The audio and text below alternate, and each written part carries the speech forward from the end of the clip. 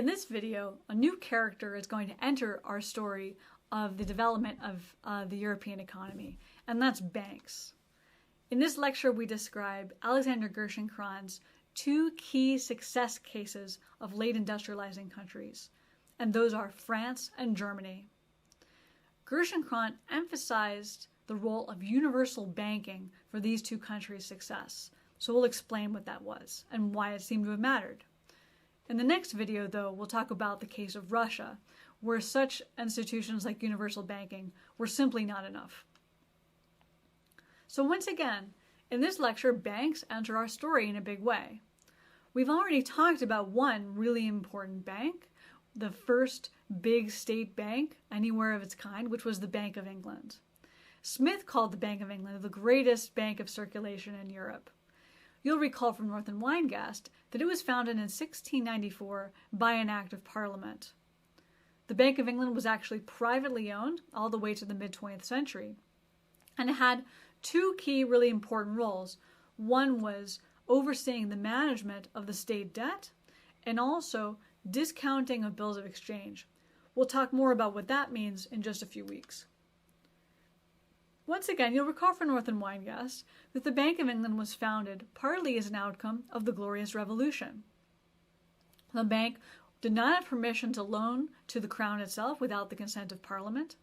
And when you think about what the Bank of England really represents, it was originally incorporated to provide loans to the Crown.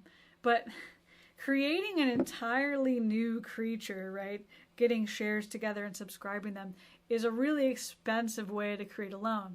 But it had really lasting impacts.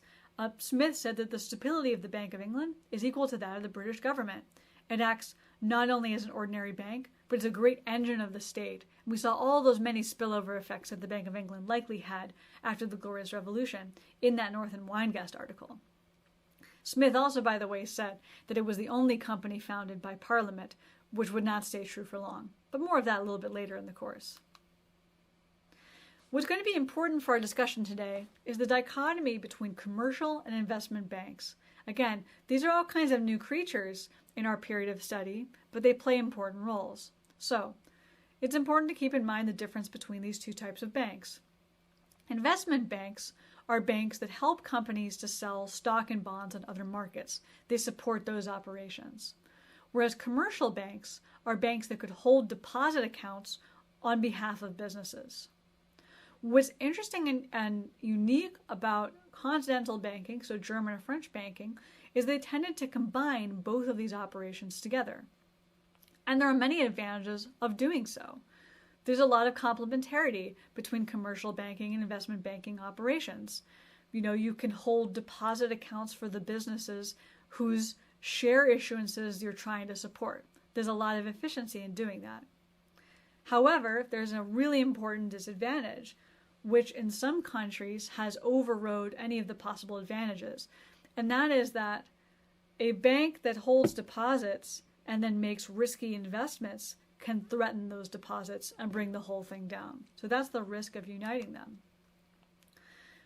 French and German banks often united these two kinds of bankings. This is called universal banking.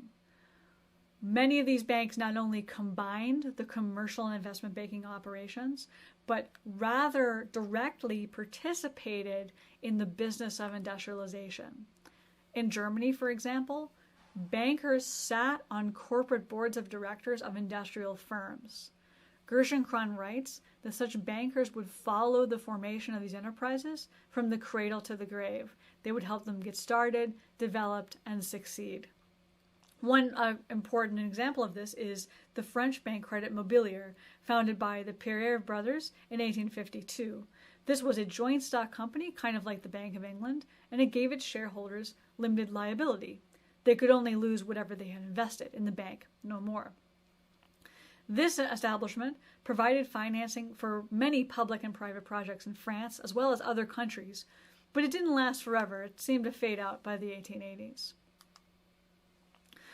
Universal banking is probably best remembered as a critical success for the country of Prussia, where universal banks absolutely sat on the corporate boards of directors of important industrial firms. This would have been illegal in the United States, by contrast. This was really critical for Prussia's success in the second half of the 19th century in what's called the Second Industrial Revolution. They really helped out with the formation of heavy industry and high-tech industries like chemicals. But this model is not without its drawbacks, and Gerschenkron acknowledges them. One thing Gerschenkron says is that these banks who sat on these boards of directors, they couldn't tolerate their children fighting.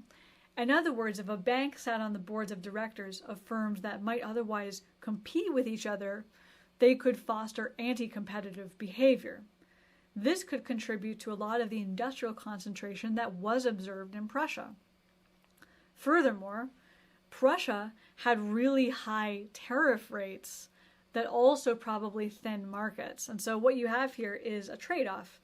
These banks are helping with the Second Industrial Revolution. They're helping with the formation of new industry. But they also probably assisted in this process of industrial concentration, which might have been harmful to consumers. Now, other places made different choices. So the US and Britain absolutely forbade universal banking. In the United States, many of you know that the 1933 Glass-Steagall Act separated investment and commercial banking. This act was then repealed in the 1990s, and many people think that this was an important ingredient in causing the Great Recession. This is a great example of the way that the late industrializers like Germany and France could follow a really different path from the early industrializers like the United States and Great Britain.